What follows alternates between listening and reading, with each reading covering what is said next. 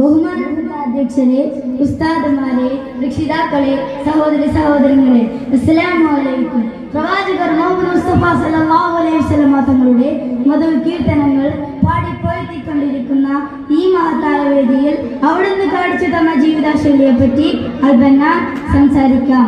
നാം എല്ലാം ജീവിത വിജയത്തിന് വേണ്ടി സാധാ പ്രാർത്ഥിക്കുകയും പ്രവർത്തിക്കുകയും ചെയ്തുകൊണ്ടിരിക്കുന്നവരാണല്ലോ. ഞങ്ങൾ പഠിച്ച ഉന്നത സ്ഥാനങ്ങളും സമ്പത്തും കൈവരിക്കുന്നവരെയും നമുക്ക് കാണാൻ സാധിക്കുന്നുണ്ട്.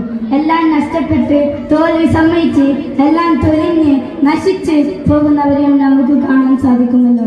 കുറേ പഠിച്ചതുകൊണ്ടോ പണം സമ്പാദിച്ചുകൊണ്ടോ മാത്രം ഒരു വ്യക്തിക്ക് ഇഹപര വിജയം കിട്ടാൻ ഒരിക്കലും സാധ്യതയില്ല.